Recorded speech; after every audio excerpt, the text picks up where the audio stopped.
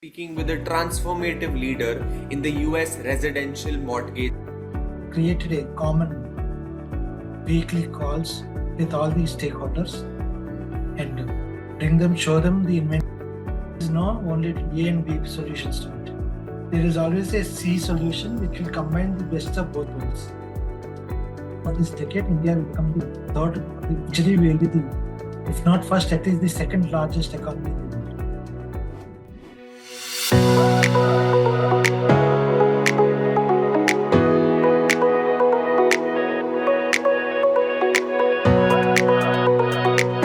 Welcome everyone to FaceTime with Leaders, a podcast series by Directors Institute World Council of Directors. I'm Tanayol, and today we have the pleasure of speaking with a transformative leader in the US residential mortgage industry. Known for his remarkable ability to turn complex data into actionable insights, he has played a crucial role in process enhancement and strategic reporting for nearly 2 decades. He has led critical projects, captured data strategies, designing models, and inspiring cross functional teams worldwide.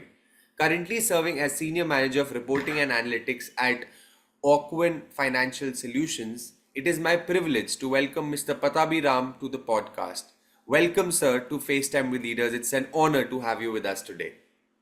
Thank you, Tanay, for having me here.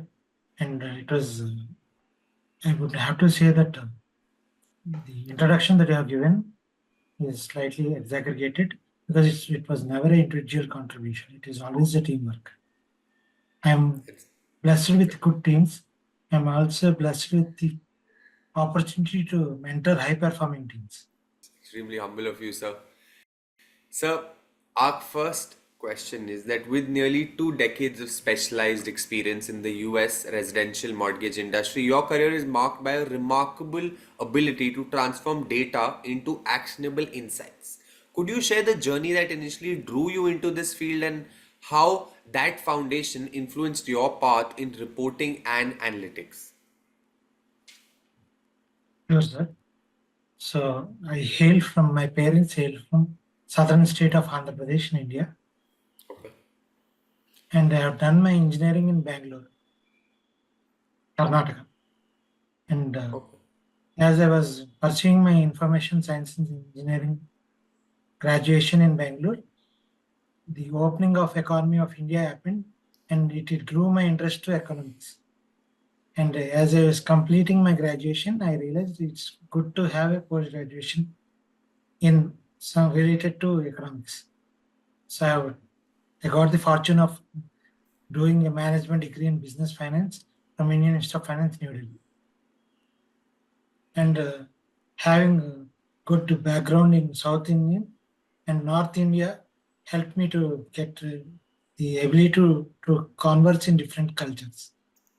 That helped me to perform better in a multinational environment. And I joined Ocwen in 2005 as an underwriter who approves loans. Basically, Ocwen,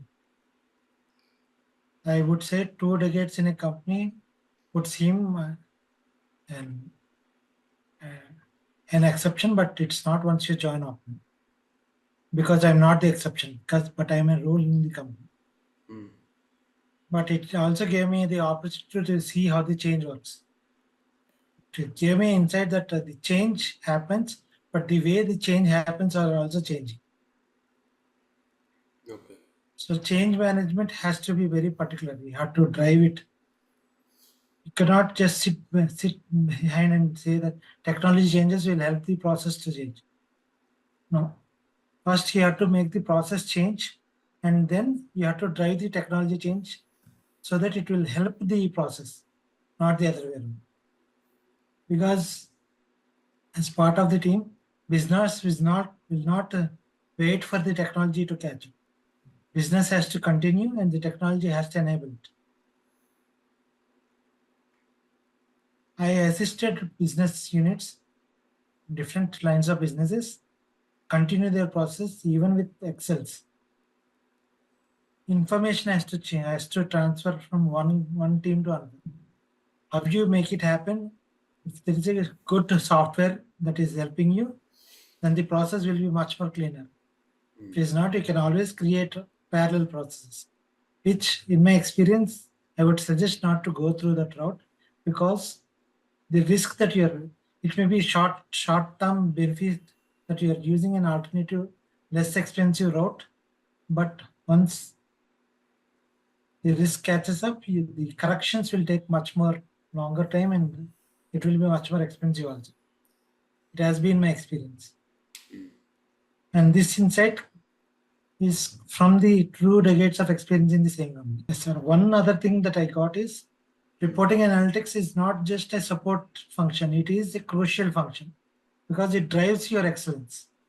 If you can't monitor and measure something, you can't improve it. True. There are other theories, but this is my insight. When we get into theories, the metrics you measure tells you the kind of leadership that you are driving. Okay. So if you're concentrating on lead metrics, my favorite example is you have to concentrate how many sales calls that are scheduled. Then you can picture how many sales are going to happen. If there are no sales scheduled, then how will sales will happen? So concentrating on the lead metrics will help you drive the core metric. And in my current project that I'm trying to drive my department is, my word is cobweb. This is I have to get into a tangent. I was hospitalized last year because of emergency brain surgery that I have to go through, and I've noticed code blue being used, which is if there is any slight deviation in the metrics, whether it is personal body metrics like BP or pulses, anything, if that changes, that means there is something going wrong with the body. So, and that alarm can go off even if a knob is not put correctly. So that means your process is not getting measured correctly. So that will help the immediate medical practitioners to come and correct the knobs. Similarly, if some metric is going wayward, then you have to go into see how that metric is getting captured.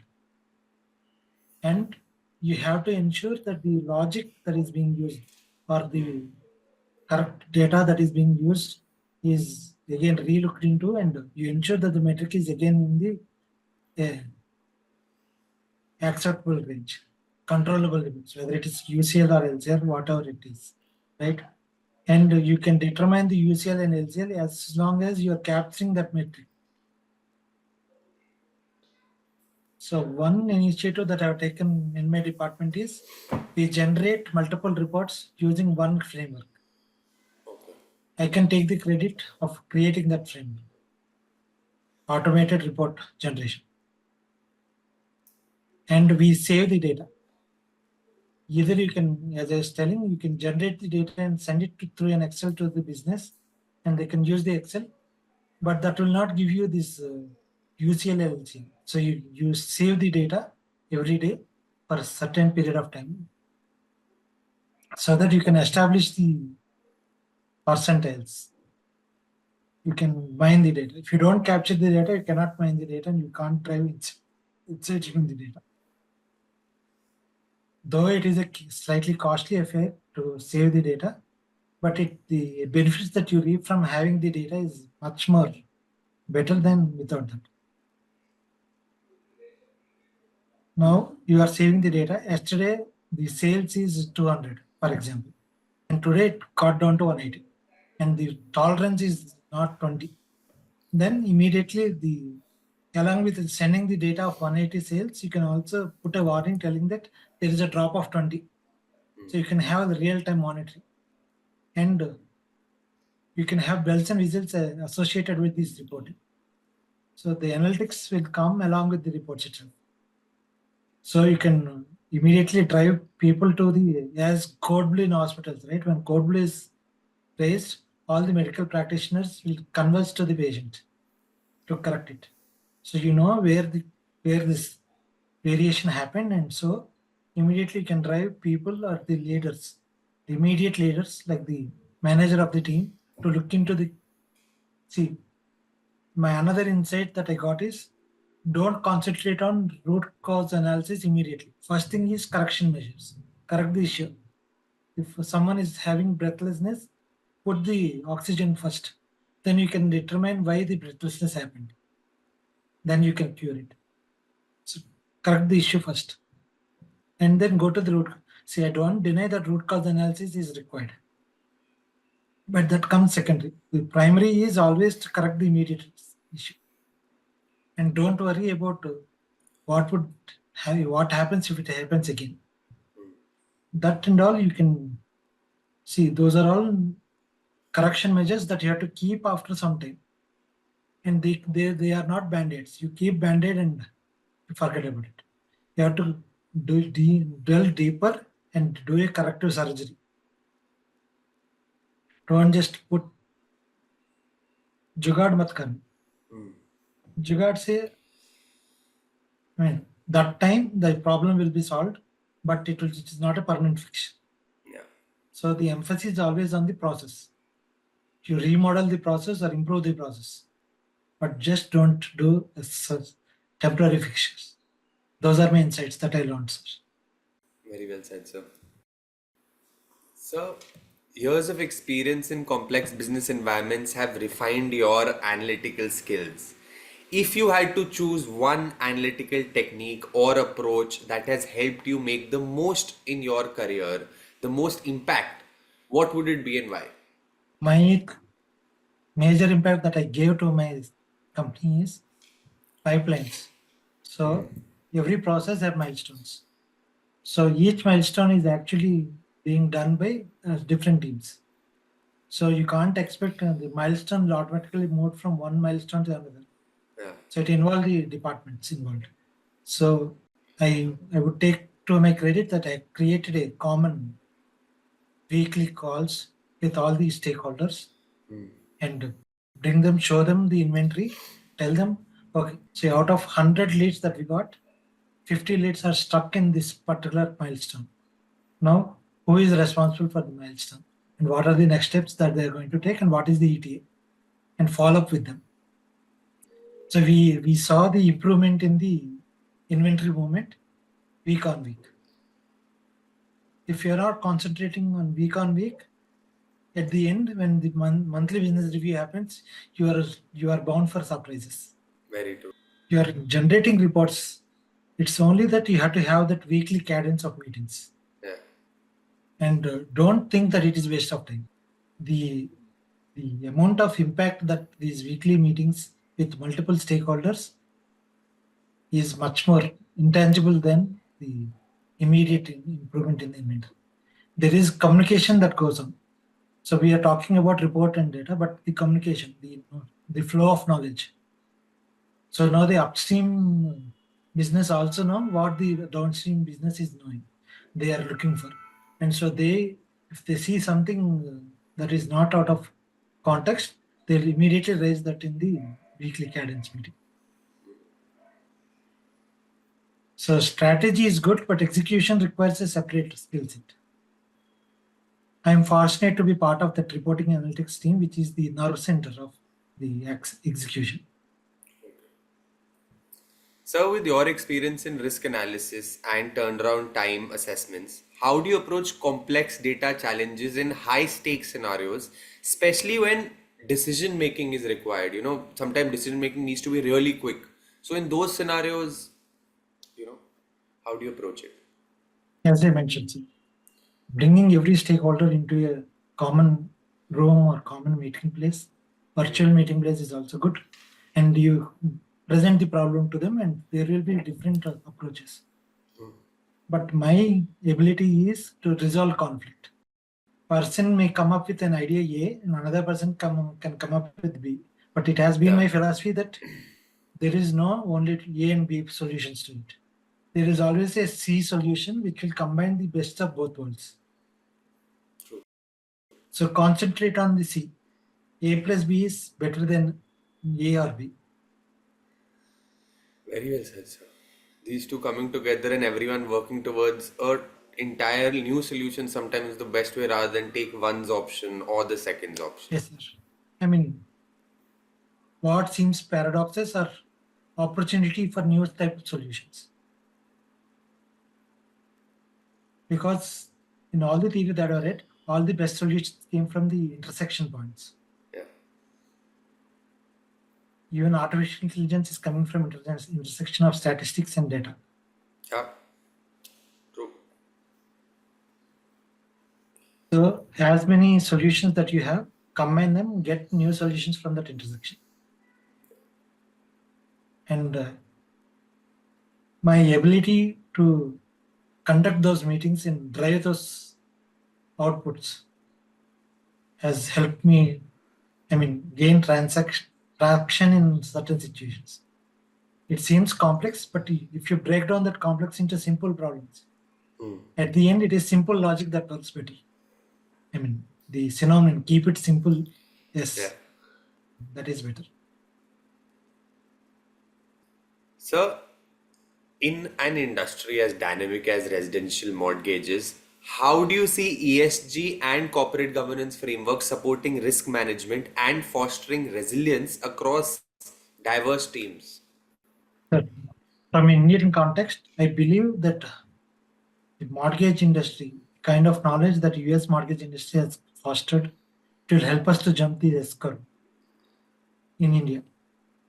Take an example, Apple has invested a lot in multiple generations, but Samsung caught it, right? So India can catch up in US mortgage industry, but a new industry in India will help create a lot of jobs. We have the basic know-how. The credit bureau, CIBIL score and all are already the basic things have started. The only thing that is required is the investing into those home loans, considering those home loans as investment materials. Yeah. From ESP perspective, sir, so India, at least my generation has benefited a lot from the outsourcing model from US to India. Now we are developing, and there are studies which suggest that by end of this decade, India will become the third or the eventually will be the, if not first, at least the second largest economy in the world. But we have to face the reality that urban India is growing for sure. But what about rural India? So the divide between urban India and rural India can be bridged if we take the outsourcing model, get the outsourcing from urban India to rural India. Yeah. Because the same manpower, same intellectuals are available in rural villages also. So instead of creating jobs in Bangalore or Mumbai, create jobs in outskirts of Mumbai or outskirts of Bangalore or other states where. So that covers the ESG and CSR concepts, I believe. I'm reading this, but it will give you the more resilience in your capabilities of capturing the know-how and the manpower also. Because in my company, I've seen people coming from Orissa, Northeast also to come to my team. But if I develop another metropolitan, say in Kolkata or towards the Northeast, you can capture those talents there instead of them coming to Bangalore all the way. And I guess the Indian economy will actually only grow if everyone grows as a country, all parts. So individual states grow at 1 trillion economy. If every individual state targets 1 trillion economy, think about the economy that India will have.